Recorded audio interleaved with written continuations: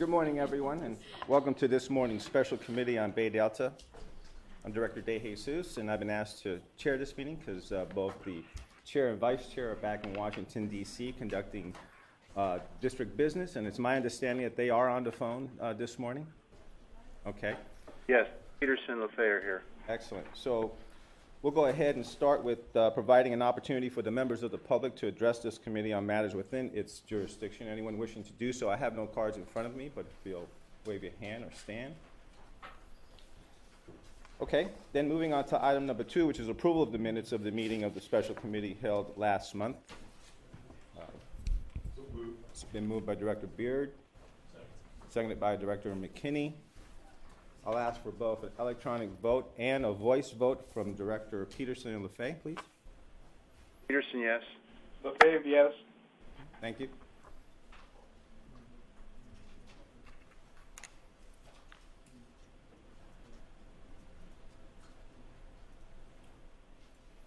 Okay, item does pass unanimously. We'll then move on to item number 3, which is committee items. 3A is an update on the California water fix. And who's going to want to take that? Thank you. Thank you, Chair DeJesus and members of the committee. Today I'm going to give a brief update on the overall where the Cal Water Fix project is in its approval process.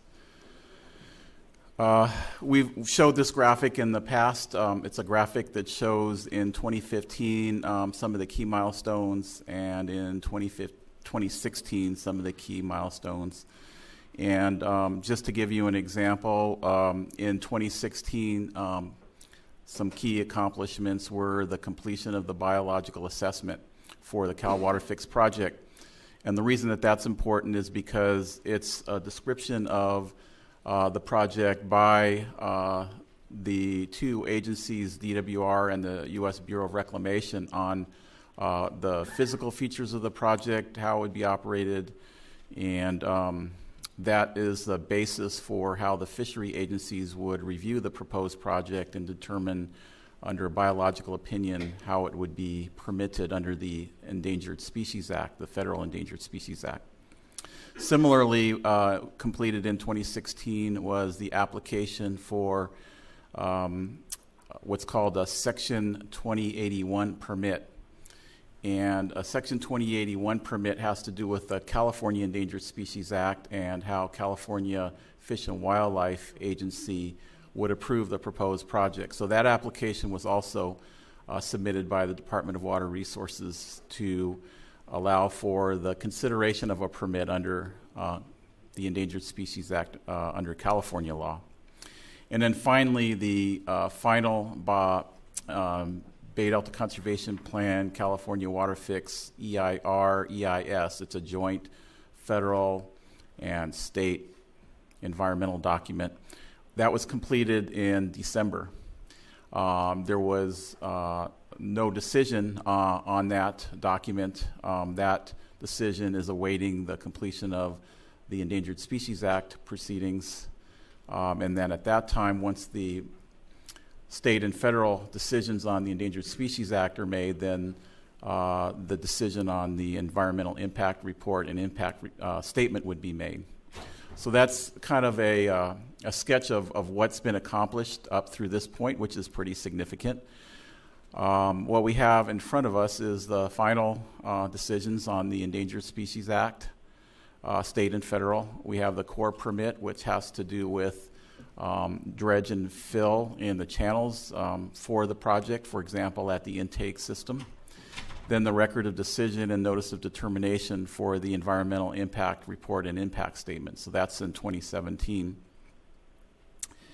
And then in 2018, a decision by the State Water Board on approving the change in point of diversion that reflects the fact that in addition to the south end of the delta and the pumping plant there would be a diversion on diversions on the Sacramento River, and this would be a water rights determination by the State Water Board to allow for those diversion points. And that proceeding at the State Water Board has been ongoing since the summertime of 2016, and the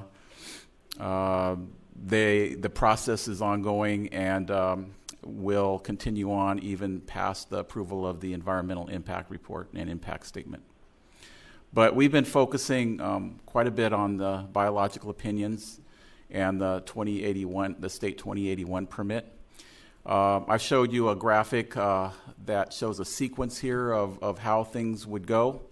This was back a few months ago. Shows a line for the Federal Endangered Species Act at the top, and in the middle, the California Endangered Species Act decision process, and then on the bottom, the process on the environmental impact report and impact statement.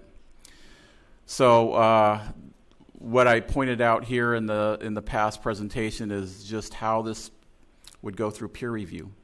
The Delta Science Program of the Delta Stewardship Council is conducting a peer review on portions of the documents, the Endangered Species Act documents, both on the state side and on the federal side. There have been processes in the past that dealt with the biological assessment, and in December they had sessions on the draft biological opinions, which is the decision-making document for the federal side. And they've also been looking at the related aspects of the proposed 2081 permit. Then once that goes through peer review, the agencies would then finalize the 2081 document and the biological opinion documents, and then they would consider a decision, and that would lead to a decision on the environmental impact reports, the ROD and the NOD. And so on the Delta Science Program peer review process, they had back in earlier in 2016 done a review of the biological assessment analyses, which is what the operating agencies, DWR and the Bureau, describe as the proposed project. Then they had done further review on the draft adaptive management framework, and then recently in January they had a 2-day session on portions of the biological opinions and also the California Endangered Species Act 2081 permit. And their focus was on reviewing those portions that had to do with the analytical approaches and to provide some feedback, and they're going to be providing written findings on that, which are expected sometime like 30 days from the January 23rd, 24th period, but we expect it maybe in the next week or so. And in these sessions, we were monitoring them, and generally we'll have to wait to see what the report actually says, which we're expecting soon, but generally they were conveying that the analytical framework is generally something that they can support or approve. They didn't see any real issues there. But they did also make some comments regarding the assumptions that go into the analysis and kind of where the sources of uncertainty are. And we'll just have to see what types of characterizations actually show up in the final report when they issue that. But those are the kinds of things that we kind of identified when monitoring the actual meetings on the 23rd and 24th. Further, we have the United States Army Corps of Engineers 404 permit, which I mentioned earlier has to do with dredge and fill in channels, and that is out in later part of 2017, where the Corps of Engineers completion of review occurs in the October timeframe, and a record of decision on that 404 permit occurs sometime by the end of the year. And I think the main thing is the decisions on the biological opinions for salmon and smelt related to Cal Water Fix, and also the state Section 2081 permit. I've told you in previous meetings that we were expecting those decisions in the springtime. We said March, April. And the fishery agencies and the Bureau and the department are continuing to work towards those time frames on their schedule. but also recognizing with the new federal administration, there's some unknowns there in terms of decision-making, appointments that are still in transition. So we'll have to see how that goes, but at the regional level, all of the parties that are involved are operating as if the decisions are going to be made in the time frame that we've been talking about. So with that, I'd be happy to answer any questions. Questions for Steve at this time? Okay, thank you for your presentation this morning. Moving on to item B, which is project implementation considerations for the California water fix. Roger?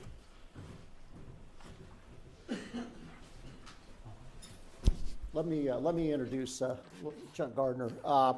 We have three folks here from outside to make the presentations, which I think you will find interesting. Chuck Gardner is going to be the overall coordinator of this. Chuck is our program manager and has been really working closely with some of our team on the engineering, cost estimates, risk assessment, those kinds of activities. And so we asked Chuck if he would come down and orchestrate this presentation that really delves into the cost estimates that were done, how those were done, sort of how we feel about those, and then also some risk assessment work that was done on the design and construction of the project. So I'm going to turn it over to you, Chuck.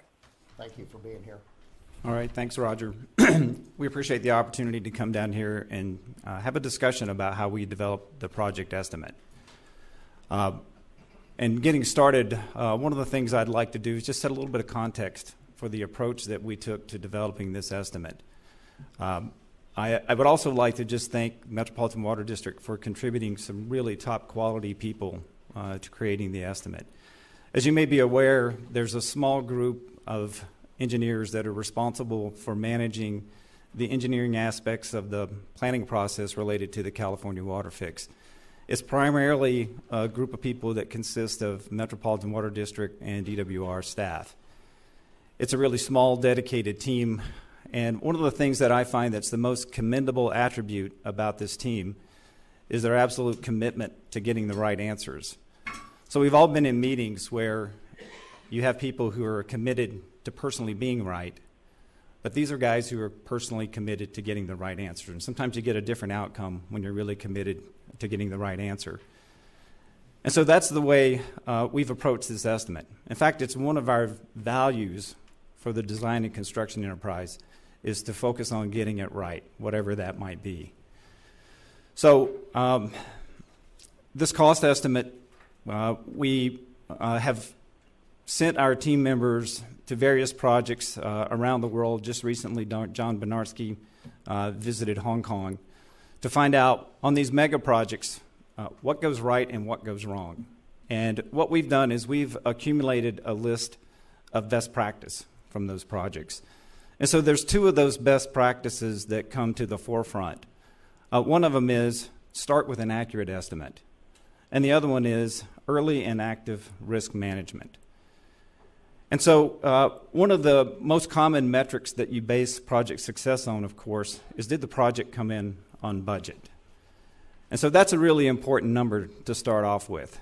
And we wanted to avoid two common mistakes that you make when you're creating that original project estimate. There's one that's called the optimism bias. And so that's when you make yourself believe that everything is going to go exactly according to plan, and you don't carry enough contingencies for unforeseens, and you wind up with an estimate that's too low. And the other one is strategic misrepresentation. And so that's when you know the number that the project must meet in order for it to go forward. And then magically you make your estimate match that number. Kind of a simple way of looking at it, the way we look at it is the optimism bias is when you lie to yourself, and strategic misrepresentation is when you lie to everyone else. And so we've worked really hard to avoid those biases in our estimate. We, as a group, recognize that it's our job to do the best that we can to make sure that we do wind up with the right estimate and therefore the right budget number, recognizing it is not our responsibility to decide if this project is affordable to the stakeholders or not. So to that end, we've got Pat Pettit from 5RMK with us here today to talk about how he created the estimate. One of the things that we asked Pat to do is give us the number as if you were a contractor on bid day. And so that's the number that he came up with.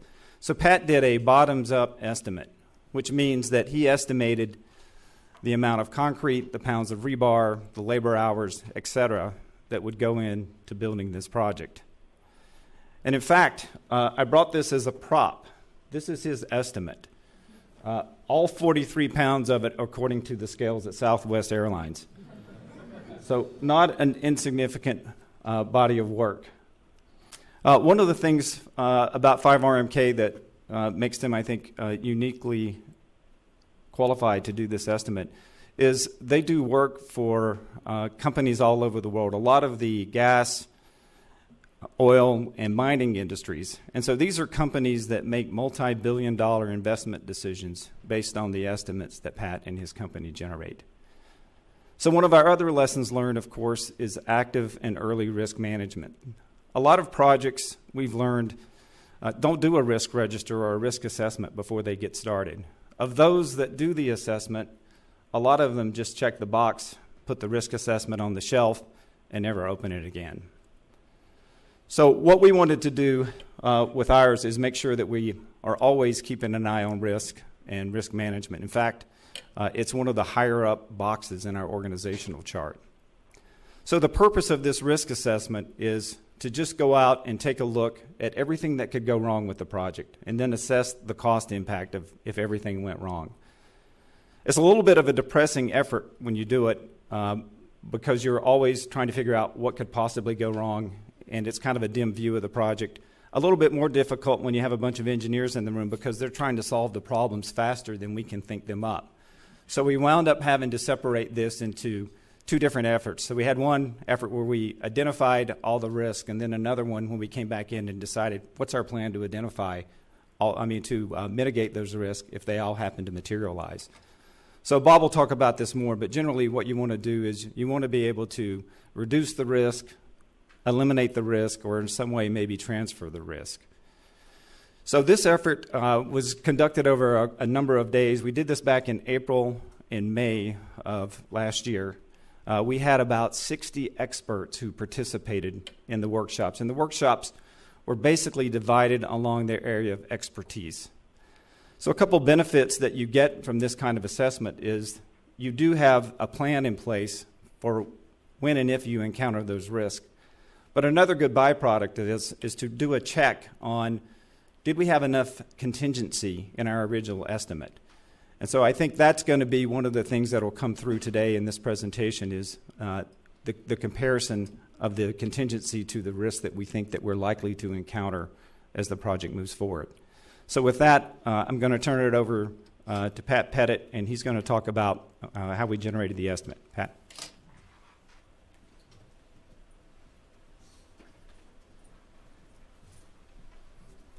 Thank you, Chuck. Good morning, everyone.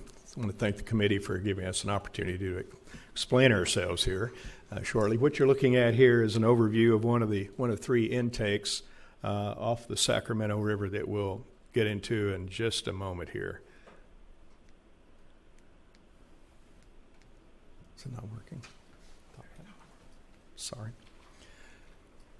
Today's presentation, we'll keep it brief, go into the company's qualifications so you know who you're dealing with a bit here, and the overall scope of the program, the cost summary, the basis of the estimates, and then an overview of the intakes, the tunnels, and the Clifton Court pumping plants. This company, 5RMK, is populated by senior engineers and people that have come from the engineering and construction industry. We've designed and built and had to live with the estimates that we created ourselves in major infrastructure, defense, and energy programs around the world in our past careers. A key part of our work today is doing exactly what we've been doing for the Department of Water Resources and Metropolitan, and that is preparing a detailed plan of how you're going to execute this program in its early works planning. We've done that for the past 8 years. Some of the people we've worked for is kind of a who's who in the private industry, as well as major government, U.S. government agencies, the United Nations, and some countries in the Middle East. The red dots are where we worked in our past career. The yellow stars are where we recently or currently deployed. As Chuck mentioned, we're on our third siting assessment and early works plan for ExxonMobil for a large LNG facility in eastern Russia. These are $15 and $16 billion programs. The first one we did was in Papua New Guinea, and then Southeast Texas. And as I said, we're currently working for them, doing the very thing we're doing for this program in eastern Russia. The major mining companies, Newmont, Rio Tinto, Anglo American, for $6 and $7 billion mining programs in Chile and Peru. The original specification, and it's been that way since the inception of this work, is for a Class 3 estimate to give you a plan. And for our philosophy, the way we work, you build a plan, you build a project on paper, and then you price it. You take a scope and you put a price to it. This is a totally new scope definition in April. It's completed in April of last year. 2015. Scope of the project today, you've got 3,000 cubic feet per second intakes along the Sacramento River. Approximately, 40 miles of pipeline, intake pipeline, and then two twin 40-foot diameter tunnels south to Clifton Court, where we have 2 large pump plants. You've got 2 basic tunnel sizes, a 28-foot inside diameter tunnel that's coming off of 2 of the intakes, and then a 40-foot, and then 2 40-foot diameter tunnels for 30 miles from the intermediate forebay just south of Clarkson to the Clifton Court reservoir. As I said before, this is a ground-up detailed estimate. It includes labor cost, equipment, materials, detailed material takeoff. So you've got a ground-up estimate here. It's not a unit price extension program. It is tailored specifically to this region in California, the specific labor base, equipment availability based on independent third-party and Corps of Engineer rates, the State of California Department of Labor, and that's how we do our work. We look at this program, build a plan as if we're going to have to build this program ourselves. Some of us have had, I'll call them lessons learned, experiences of having to live with our own estimates. And if some of those don't go as planned, you learn from that. Here's a distribution of the cost across the project here. You see it's a $9.5 billion. That's solely the constructed value. This is a number that is bereft of any contingency. We were charged with providing what is the estimate, and the estimate is the estimate. No fudging, no contingencies within contingencies. This is what we believe today this program would have cost in 2014 dollars. I would mention that 72% of the cost is in the tunnels, which just gets to be kind of a repetitive part of the program, and another 8 or 9% is in the shaft. So 80% of the project is in the underground portions alone. As I said before, this is based on the April 2015 conceptual engineering report. Every component, discrete component in there are literally thousands of detailed line items in this estimate. Each part, each component was crewed with equipment spread, with productivity assessed to it, and detailed takeoffs. The material takeoffs are taken from area vendors. They were not plug numbers. We went out and we sought material and equipment and independent labor prices to go into this estimate. This is an overview of one of the intakes. You see the intake structures. They go anywhere from 1,200 feet to 1,600 feet, depending on which one of the 3 intakes you're talking about. Water flows into the intake structure that holds retained in the sedimentation basin, and then you see the outlet shaft where it drops into the tunnels for transmission south to Clifton Court. This is an overview, an artist's rendition of what the pumping stations look like. Each one of these is a surge shaft. The water comes in from 30 miles north, and you've got the 2 pumps that pump it into the Clifton Court here. It's an overview of the program. The intakes in the north along the river. You've got the smaller tunnels in reaches 1, 2, and 3, and then 4 reaches going south out of Clifton Court into the pump plants. And Chuck, are you going to hold questions till the end of Robert's presentation? Okay. At this point, I'll turn it over to Robert Goodfellow with Aldea and talk about the risks to the program.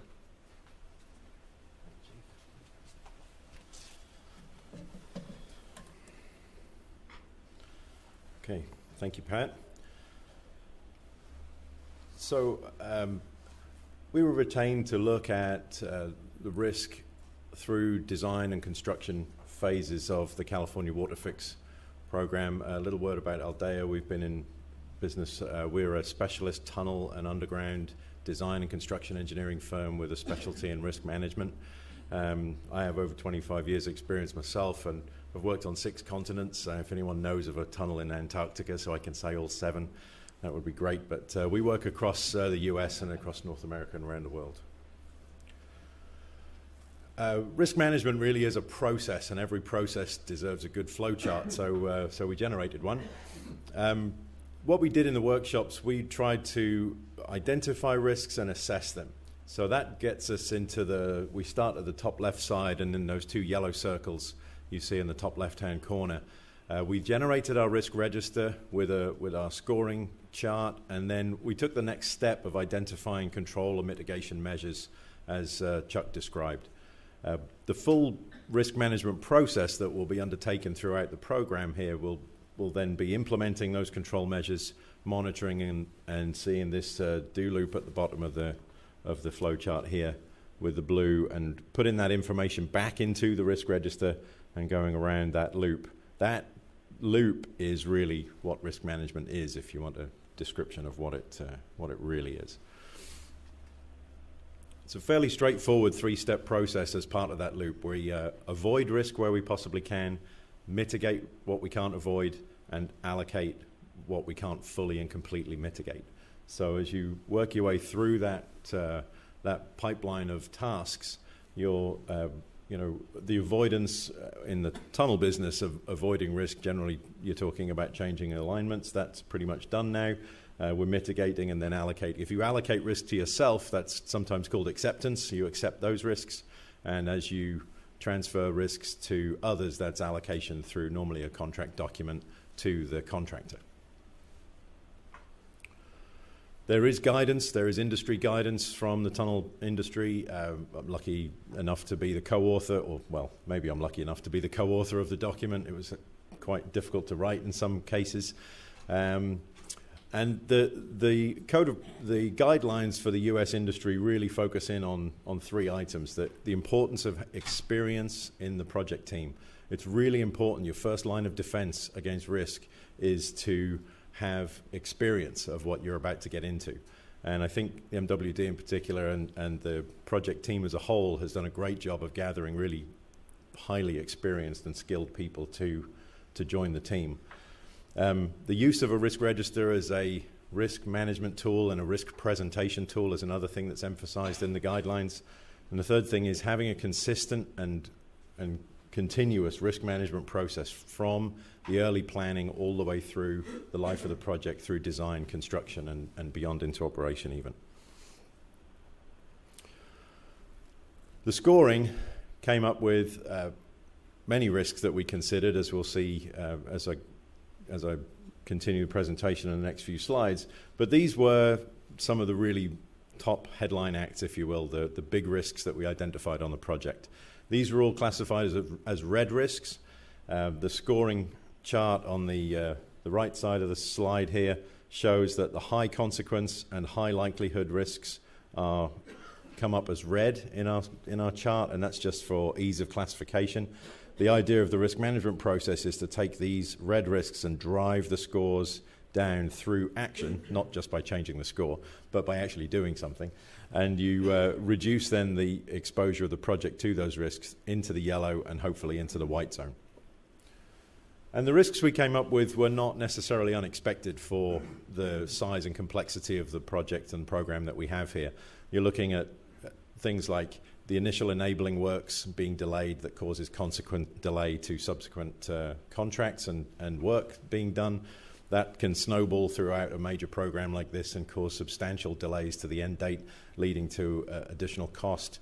The geotechnical delays, either in design or in construction, with such a lot of tunneling involved, geotechnical is obviously going to be a major risk that needs to be attended to and mitigated considerably. Just a big picture look at Pat's estimate. We looked at this number, took this number as our base estimate number at the 50th percentile. We're looking at probabilistic distributions here. And we did not look at the contingency. This was really what we were checking against. And what we've looked at is the risk exposure.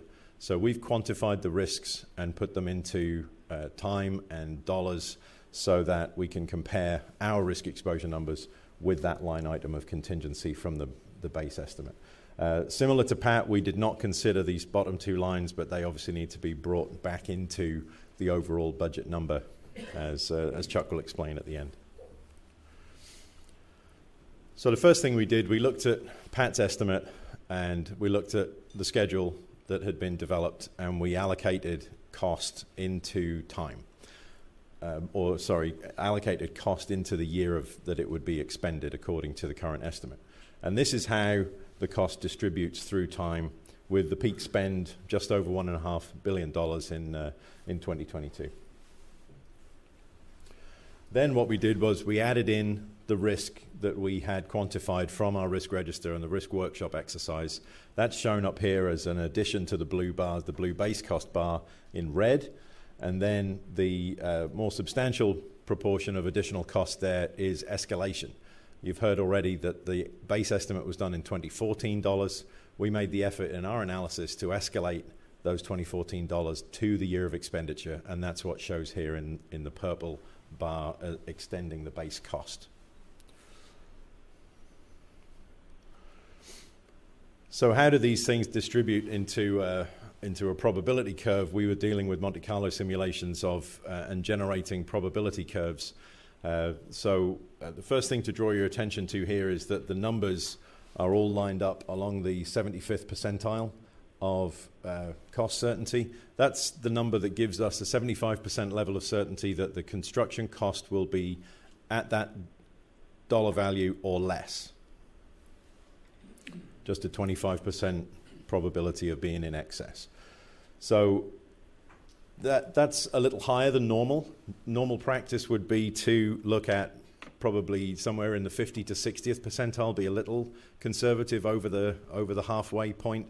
So somewhere between 50 and 60 is more conventional. We felt for a program of this size and technical complexity that we would want to go a little above and beyond, look a little more conservatively. And so we're looking at the 75th percentile. The next thing to draw your attention to is the base cost here of $9.8 billion is higher than Pat's base cost. That's because Pat's base cost of 9.6 is down here on the 50th percentile. That's where we took the 5RMK baseline cost at the 50th percentile of base cost. The distribution of base cost is then just uncertainty on that number. There's no risk involved there. That's just a basic plus or minus uncertainty on their estimate. So once we add in all of the risk, the number comes up to $11.7 billion in our analysis. And then once we take into consideration the mitigations on that risk, we had pre and post risk mitigation analysis done from the results of the risk workshop. We were able to reduce through successful mitigation down to a base cost plus risk number of $10.7 billion at the 75th percentile. The green curves out here to the right include that purple add-on, if you recall that from the bar chart, of escalation. This is year of expenditure dollars. So pre and post risk mitigation of 14.9 and 13.6 billion are fully escalated numbers. I do want to emphasize though that for comparison purposes with the budget and with the cost estimate, we're looking at this $10.7 billion number as this is again in 2014 dollars. Okay, and hand it back to Chuck to wrap that up.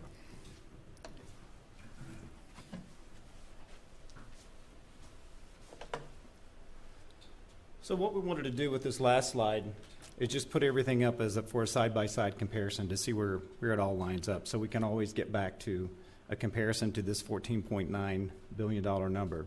So you can see Pat's estimate, the $9.5 billion, that was a bid day estimate. You might want to say that's the optimistic view of how things would go.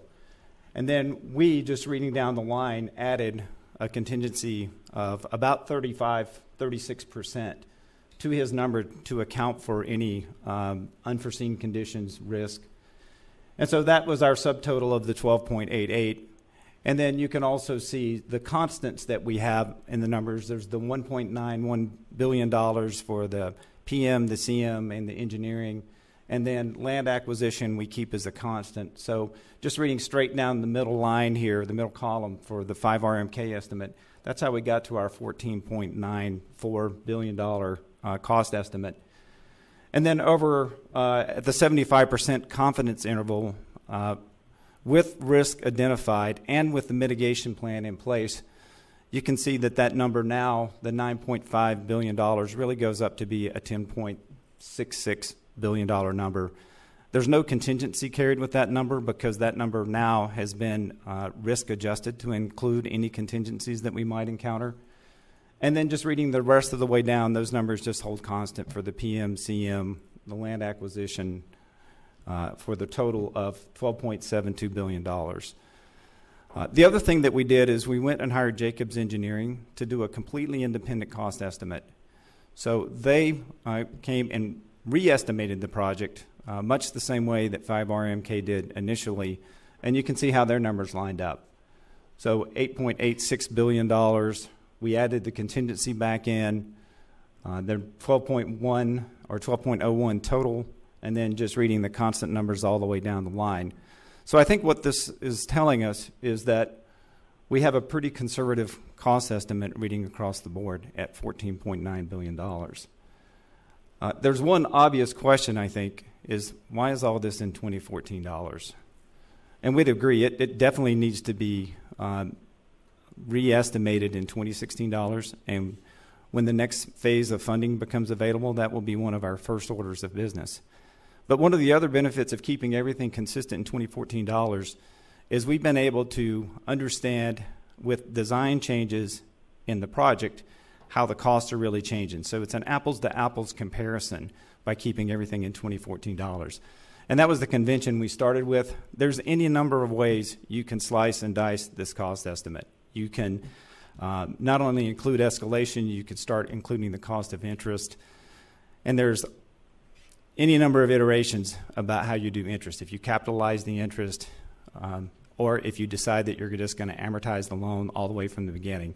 So there's a lot of ways you can slice and dice it.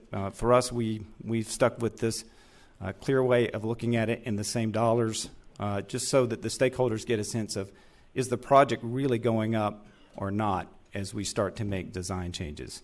So with that, I'll stop and take your questions.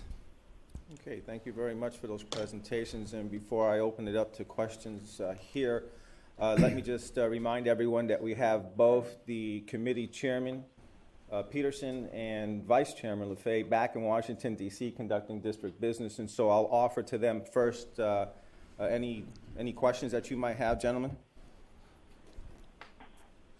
We're fine. Okay, all right. I have Director Morris that has a question. Thank you, Mr. Chairman. I recognize you were not dealing with property acquisition in your estimating and such, and that's fair. However, given the experience the state's had with the high-speed rail, the delay in right-of-way acquisition has had a huge impact on schedule and total project cost. Have you evaluated that as a potential risk? We have. I think that Metropolitan Water District's acquisition of the Delta Wetlands property has done a lot to help mitigate that risk. We're hopeful that Metropolitan is going to be a friendly landowner, and that'll give us a jump on the land acquisition. But one of our first orders of business is to get our property acquisition program going as quickly as possible as soon as we finish the rod nod, but we have met with high-speed rail and have a good understanding of some of the challenges that they encountered, and hopefully we'll learn from it. Director Blois. Thank you, Mr. Temporary Chair De Jesus, and thank you for your efforts today. I appreciate that. Question for Pat, I guess.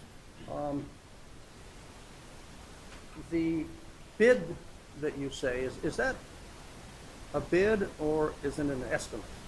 My definition of an estimate is the actual cost that it's going to take to get the project built, which is somewhat different than a bid, which is, you know, what are all your competitors thinking that cost is going to be?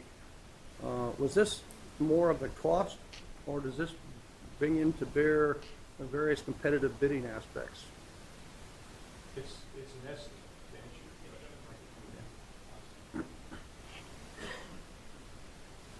No, it is an estimate. We took a contractor's look at this, and our guys have bid tunneling jobs before, surface works projects like that. We look at this, but yeah, in a competitive situation, you're going to have a totally different outreach program if your subcontractors, your material suppliers, and all. They know they're going to be in a competitive situation. So at this point at the stage of the engineering stage of the project, those vendors are going to give you, I'm going to give you an average estimate of what material costs, because they're not in a competitive situation, but we've got we know generally what a yard of concrete in place is going to cost, and rebar prices. You can go to ENR and some other publications and see, yeah, we're getting reasonable prices from third parties and subcontractors, and bet those against some projects, other projects that we've done. But no, this is an estimate that at some point you want to mature it into a control estimate. So when you do go out for bid, after engineering is done, you have some basis for comparison with your contractors. Are they underbidding it? Are they front-end loading their bids and that type of thing? So you've got a management tool at some point in this that is your own estimate. It's an independent look at this project from experienced people. But no, we weren't in a bid mentality, bid process here. It's an owner's control estimate ultimately here. Okay, then one of the major factors in any estimate of that type is going to have to be production.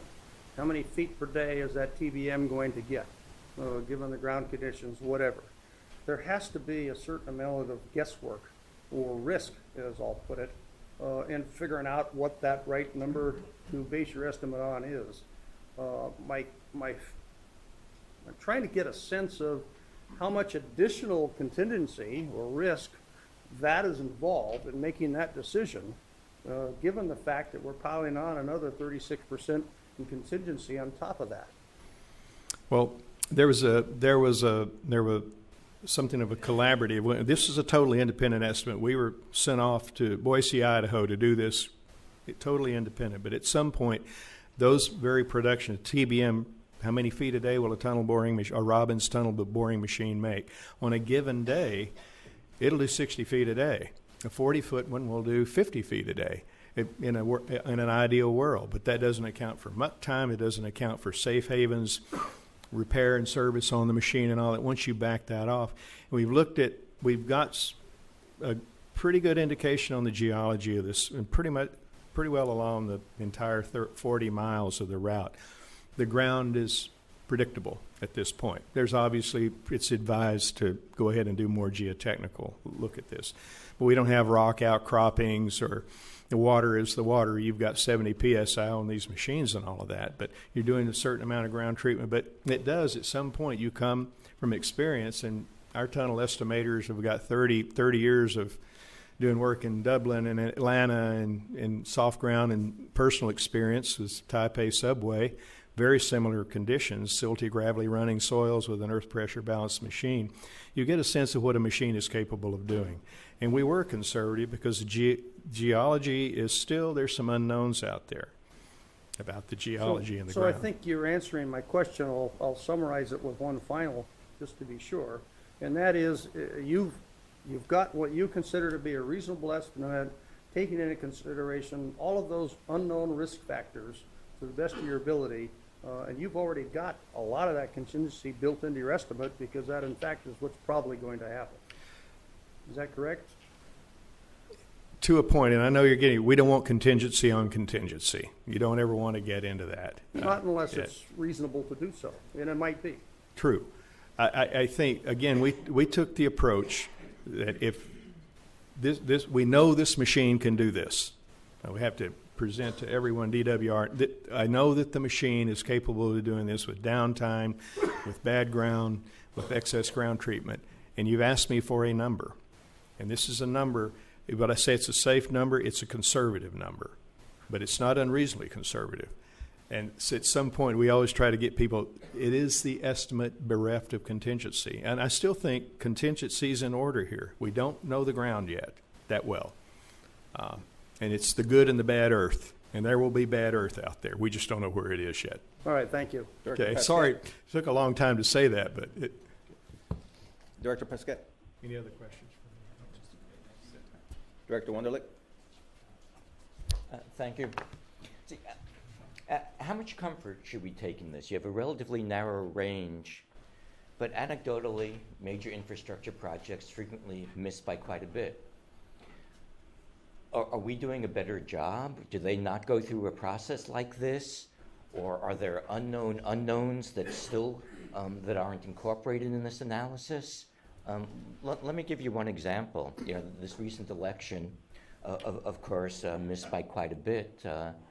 People's estimates of the probability of who would get elected, and they used Monte Carlo simulation, and the issue there was that they assumed that all of the events were independent.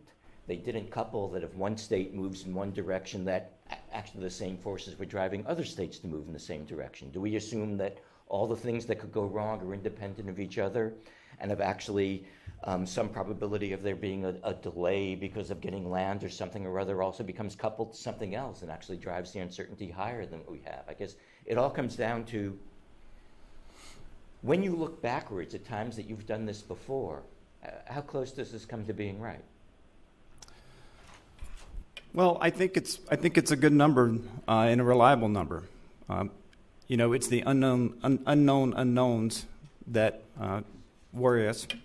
You know, we've tried to be as diligent as we can and hired all the expertise that we could muster in the tunneling industry to help us identify all those things that typically go wrong on a tunneling project.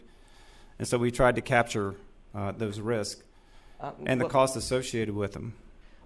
You know, I'm not sure you could answer this, but when there are other major infrastructure projects that end up missing by so much, where are they going wrong? What are they not capturing? Well, I can tell you a few that we've studied where strategic misrepresentation has come into play. So the Big Dig is probably one of those projects where the number was a number that they needed to get financing, and most people knew it was a different number than that.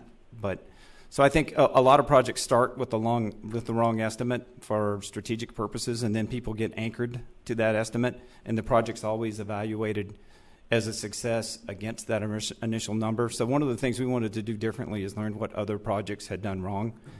And so we felt like it's really important, which is why we spent so much time explaining this estimate and why we invested so much in it, because we wanted to make sure that from the beginning, if you get the estimate wrong, it doesn't matter how good a job you do, the project's always going to be judged a failure because you compared it against the wrong number from the beginning. So we've been as diligent as I think any mega project has been in trying to get that number right from the beginning. And I appreciate that. The reason I'm asking these questions is because I get asked these questions and people are skeptical about the estimate in their minds. They automatically double things or whatever. And I'd like to be able to go back to them and tell them that, no, this is a carefully quantified estimate, and we really think this is where it's going to come in. Well, one of the things that we've also found, and Bob can speak better to this, is there are a lot of projects who don't do their risk register until they actually have a problem. So now they're looking back to try to figure out what went wrong instead of looking forward to anticipate what's going to go wrong. And so we've seen that in a lot of projects. There's a great document that's online where the state legislature did a study on the Bay Bridge and the lessons learned on that. So if you want to look at a good document on how to better manage mega projects, they did a nice job doing an analysis of that. Director Lewinger. Thank you, Mr. Chairman. On one of your earlier slides, there was a stacked bar chart. If you could bring that up. No, keep going back. Oh, That this one? Okay. Yeah, and so what I'm trying to understand, I thought you said this is the dollars that would be spent in those years. Is it 2014 dollars that would be spent in those years?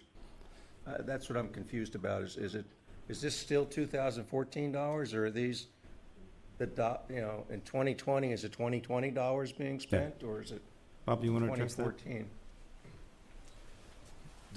The way this bar chart works is that the blue bar is 2014 dollars. Okay, The red add-on is the risk, Okay. again in 2014 dollars, and the purple is the escalation of those dollars into the year of expenditure. so what do all those bars add up to? That adds up to $14.9 billion Okay. of base plus risk plus escalation. Got And it. once you mitigate the risks fully, if those mitigations are all successful, comes back down to $13.6 billion. So That's what those two 13.6 green would include the lines are. inflation. Exactly. Okay, thank you. Mr. Chairman, thank you for this presentation. This is one of the things I've been asking for, and I appreciate the analysis of the risk. In association with this project, there's a whole nother risk that has nothing to do with the construction of the project. I would appreciate it if staff could come back at a future meeting and talk about the risk of the yield of this project. Right now, there's a basic assumption of what the project is going to yield. There's a lot of risks associated with that assumption. Can we have a discussion as to what those risks are? What's the magnitude of the impact of those risks? And can they be mitigated, and if so, how? Similar to this presentation, but that's going to have a big impact on our cost per acre foot of getting, we know what the dollars are, but we don't know what the denominator is. Jeff? And when we analyze this and bring it to the board, we've been covering for quite some time, for a multitude number of years now, about biological opinions and how they do what the yield will be, and the construction analysis and what the project will look like, and cost allocation and what the parties will share. When it comes time for a decision point, which we expect at some point during 2017, pending discussions with a new Trump interior team and their own time frame and their schedule, we intend to bring to the board three things that bundle this up. You've seen presentations on this. We will be bringing to you a white paper on construction and risks on the physical project, which is what you've seen here in format. We will be bringing to you a white paper on the biological opinions as finalized with projections based on how the operations of the project would look based on the rules of the game and what that expected yield would be within a range. And then third and finally, again with mitigation and ways in which we can use science and adaptive management to help mitigate that range. And then third and finally will be the cost share allocation analysis, who's in, who's out, et cetera, and what Metropolitan's costs would be and what the impacts to our rates would be. Those three things will be brought forward. There'll be presentations along these lines. They'll be written up, presented to the board in a series of meetings, and then we'll finish it up with a workshop and a final board letter and put it up for a board decision point. Yeah, As to when that timing will be, I can't tell you exactly until we've had a sit down with the new interior team and discuss what their time frame is and how that meshes with the Brown administration. My best guess sometime in mid-17, might be later, might be earlier. On the second point that you raised, the biological opinion, will that include some discussion of the risk associated with that biop and how that could impact the yield that we get from the project? Exactly. It'll cover a range of low and high end of what we can reasonably expect, but with those rules, and then talk through, the project will have adaptive management built into it and how that can be used to mitigate risks, and also the analysis of what we can do to help mitigate risks, which we've been talking to the board for some time about our investments in science, our investments in habitat, our investments in species recovery programs. Those help mitigate your risk of the impacts of the biological opinions. So all that will be bundled together, both in presentations and then written analysis, all for the board to make its decision. And that'll be brought to us all at once or in? No, it'll be like this. You know, we'll have a series of presentations on it, and then we'll bring you forward one white paper that summarizes the construction, one white paper that summarizes the biological impacts and the yield approach, and then one on the cost analysis. I foresee probably 3 different meetings on that, and then a workshop bringing it all together, then decision point. Thank you. Okay, so I have a number of directors indicating they want to speak, so I'll send my apologies to the IRP meeting. It seems like we're going to be late on that one. Director Beard? Thank you, Chair. One of your slides has Jacobs Engineering on it, and their estimate is, I believe, 700. Yes, that's almost $700 million less. And I'm assuming both of you spread this job out. Where was their difference when you put them side by side? You mean in terms of where the facility differences were? Well, why they came in $700 million less? Were they estimating a faster tunnel time? Were they using a lower concrete cost, or was it just all over the board? I don't have the detailed backup on that. I'd be happy to bring it back to you. So you don't have theirs or yours, or? Well, I don't have the Jacobs estimate to compare side by side with the one that we have for the 5 RMK estimate. So all you have from Jacobs is? Oh, no, it's a lot more detailed estimate than that, and we'll be happy to provide it. I just don't have it available today. Okay. Would you anticipate this job to be split up into multiple contractors responsible for different pieces, or will this go to one prime? Our current thinking on that is it'll go to multiple contractors and multiple designers as well. Okay, thank you. Director Barber? Thank you, Mr. Chairman. Do you find different cost differentials depending on who manages the project? I mean, for instance, Met has experience doing big projects. DWR, they have different experiences. A private, P3 would be a little different. Do you see any big difference price-wise when you see those? You're talking about just the management, not the actual delivery method? Yeah, the management of the project. Yeah, one of the things that we learned early on, again, this is on our list of kind of best practices that we've encountered, the management team makes all the difference. And so how you're organized to manage the project is a key predictor of success. And it's not just the organizational structure. It's the people that you populate the organizational structure with. So we looked at a project that was performing, same 2 companies performing really poorly. Everybody changed out their management staff. The project turned completely around and started being a high-performing project again. So it's more than just the organizational structure. You got to put the right people with the right aptitude and the right attitude in that structure to be successful. But yeah, that makes, I think it's one of the biggest differentiators in projects. So to me, one of the issues is the state water contractors are going to be footing the bill for a lot of this. And we have, I think, a greater incentive for this to go smoothly than, say, DWR. So I just hope that will be part of our policy discussion that we have on this.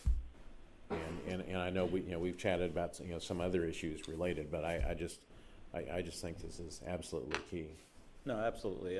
In terms of what we've seen here, when we do get to that final report on the construction, the physical project, and the risks associated with construction of it, it's not just about the cost estimate. It's about how we've established what we've talked about, this design construction enterprise, how well it's structured, that we think it can mitigate the management and risk issues. Those of you around the table recall Inland Feeder. We certainly had our own challenges there, and both sides sat down and decided to change out management teams and bring in new personnel. And it was still Metropolitan and still Metropolitan risk management, but we changed out the management team just as our contractor did, and it made all the world, as Chuck said. So it's not just the entity structure ability to deal with it. It also, you have to have the right teams that are working together. So it's definitely a risk. Director Steiner? Thank you, Mr. Chairman. Is it possible to get a copy of this presentation? I believe it's I posted, will but rephrase, not possible. Thank you for catching me on that. Can we have a copy of this presentation? Yes. of course. Thank you. And will that just be emailed out to us or put online or? We will post it. We post them. Thank you. Thank you, Mr. Chairman. And if you would like, maybe we could also include the Jacobs estimate as a, so you can have the comparison, so you have that information too. That would be fabulous. Okay. Thank you. Okay. Director Pesquet, you're back on. So Director Barber covered the topic that I was going to comment, so I'll just underscore what he said. Jeff, when you do the construction risk white paper analysis, if you could look at the capacity of DWR to manage this, and then maybe come up with recommendations on how this agency interacts, oversees, ensures that we have as much risk mitigation in place. I think with recent developments, some of us are nervous about their capacity to manage such a large project, but we have confidence in this team. So as you put that white paper together, that's a piece that I'm particularly interested in. Experiencing as a high-speed rail commissioner our cost overruns, and we're in the middle of full-on construction for large projects, so the team matters, and I have a lot of confidence in this team. It'll be part of it. Director Atwater? Yeah, I just thought I'd bring back a key point. I think when you look at the context of the Delta project, just to remind you historically, that Diamond Valley Inland Feeder wasn't primarily built for supply yield. It was primarily built by this board because of earthquake reliability. We spent $3 billion. Relatively speaking, the supply yield was incredibly expensive. If I remember the numbers correctly, it was well in excess of $3,000 an acre foot. We built it because of reliability. And likewise, in the last 25 years, we've rehabilitated the Culver Aqueduct. It didn't increase the yield at all. Why? Because like all infrastructure, we need to replace it. So what's our primary motivation for doing the Delta fix? Because the existing Delta is going to collapse at some point in time. Remember the USGS, Dr. Lucy Jones? Everybody predicts the next 20, 30, 40 years, it's a matter of time. It's going to collapse. We can bet against it and not do this, but that to me is the biggest driver. Certainly, I think Director Luinger raises a good point. We'd always like to, hopefully with the biological opinions and everything else, improve reliability and yield. Like this year, we need to store surplus water somewhere. And that's, of course, what we'll talk about in a few minutes at the IRP. But that's always an integrated strategy. The facility itself isn't really a yield-enhancing project. It's a reliability project from an earthquake and obviously the big flood event. And if we lose sight of that, we'll lose sight of why we're investing in this project. So I just want to remind everybody when we get into that discussion, that needs to be part of the workshop. Absolutely. Good point. San Francisco, great case in point, just about $3-4 billion on total reliability, earthquake, seismic retrofit, no new yield whatsoever from Hetch Hetchy. Director Kurtz? Thank you, Mr. Chairman. Back on the risk, and it's not this slide, it's the one with, that one, so I get my numbers right here. So the 14.9 billion can be reduced to 13.3 with the mitigation of the risk, but I would assume that both avoiding and mitigating risk comes with financial cost as well. In some cases, what do you need to spend to get that, I presume, net reduction? Well, I'll give you an example. I don't know that I can give you a global answer to that, but as an example, what you might do, and I'll just pick something out of thin air, like a tunnel boring machine. One of the biggest risks is having a mechanical failure with one of the TBMs. So those are, I believe, $40 million per machine. So one thing you might do is you might decide that you want to have an extra TBM bought and standing by, and all the parts that you may not use during the course of construction. So that would be the kind of investment where you might make that kind of expenditure to avoid a tunnel boring machine that has a mechanical failure and doesn't progress for a year. So is the 13.6 a net number, assuming that there'd be some expenditure, or is that not part of what this analysis looks like? It's a net number. It's a net number. Right. So a lot of it is cost avoidance. So what you're doing is you're avoiding a delay of the project for a year, just using the tunnel boring machine example. So you're avoiding that delay, which could be as much as $400 million to delay this project for a year. So by investing in this TBM, you're really trying to avoid that cost because it's inconsequential compared to accepting a year of delay on the project. Did you want to add to that, Bob?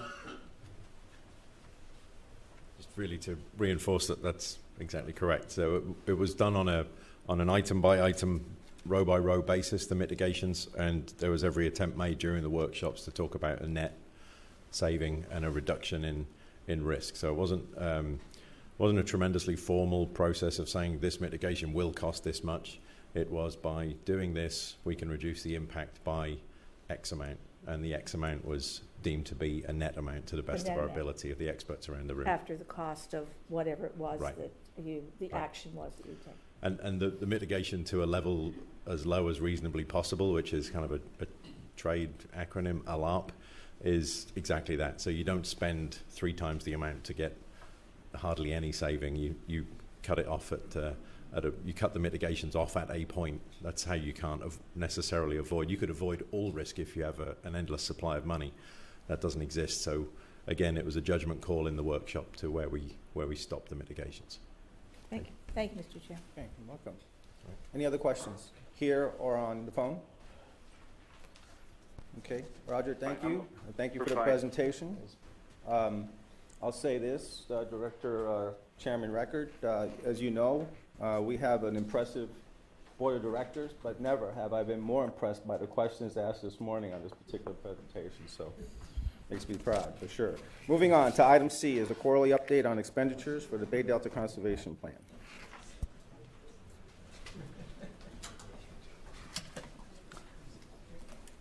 Excuse me. Thank you, Director DeJesus, members of the committee. This morning I have a very brief update on expenditures on the Bay Delta Conservation Plan. You can see cumulatively we've almost reached $40 million of expenses. The largest component of that is labor and benefits. Next largest, professional services. Now for the calendar year 2016, these are the costs for each of the quarters. You can see we're right around 1.1, 1.2 million each quarter. Last quarter, the July through September quarter, we had a little bit extra labor. That's down to where it's pretty much consistent with previous quarters.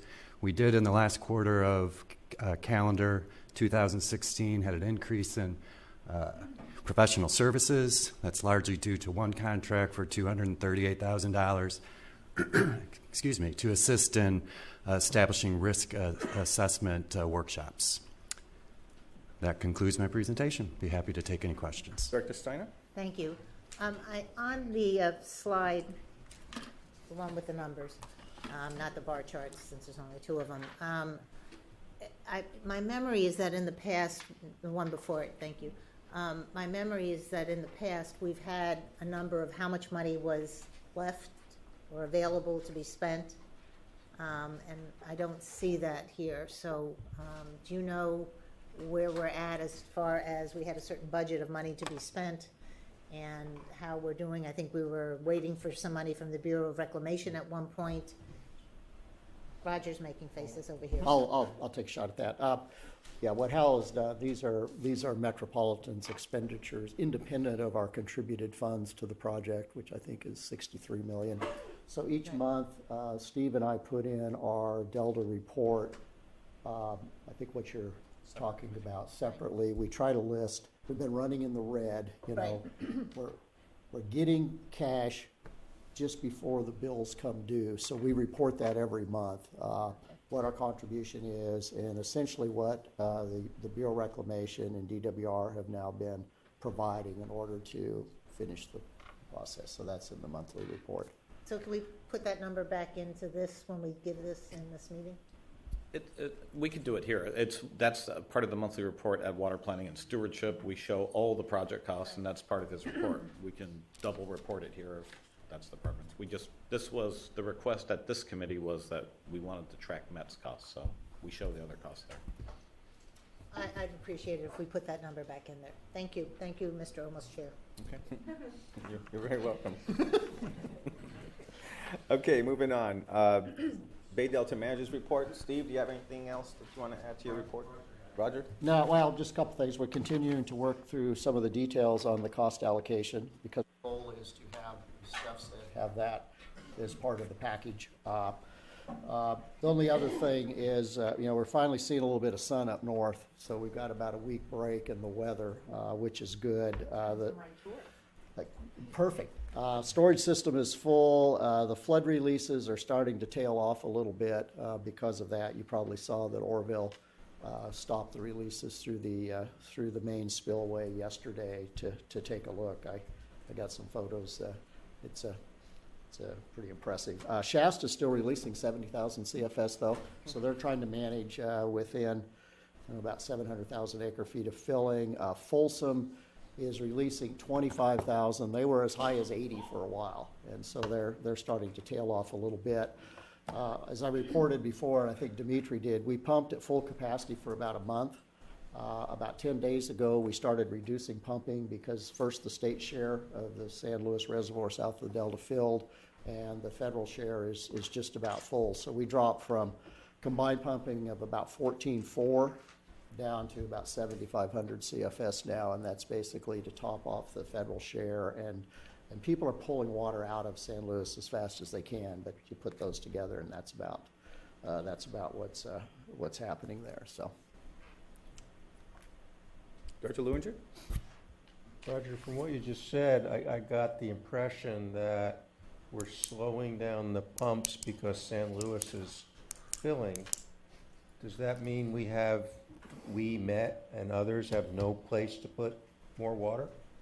Could the pumps be operating at a higher capacity if we had more put capacity? Deborah's working overtime. We're taking all the water we can. Yeah. It's not so much that we're running out of places, you just can't move it through the system fast enough. So we're slowing down because, San Luis is full, and now we're maximizing our puts into DVL into our buckets, and so is Kern through the groundwater bank, but that's only so much pumping. Everybody's taking as much water as they can shtup wherever they can shtup it. Correct. Yep, and demands, That's a and technical system term. demands, system demands everywhere across the state are very low because it's raining, so no one's using water for farming or for other purposes. So right now the operations are mostly going to storage and a little bit for demands, and we're taking as much as we can. In technical terms, that's been going on for a while because there were several contractors actually had water in San Luis that they were afraid of losing because they had purchased water last year. They had a little carryover allocation. So there's been a lot of motivation for a while, and Deborah and her folks have worked, to try to help the broader community there to move, but we're socked full. It's great. We're still in a drought, right? And it's mostly, this phenomena is almost entirely due to the high flows we have on the San Joaquin River this year. I mean, we were at 40,000 CFS last week, which is incredibly high, and I think it'll continue to run for a while. And the other good news is I think we've taken 8 Delta smelled all season, even though we were pumping at the high levels. So things lined up well for us. Anything else, Roger? That's all. Okay. Any other questions for Roger? Okay. There are no follow-up items. Are there any future agenda items from anyone here or there? No? Then it was a pleasure serving as almost chair of this committee today.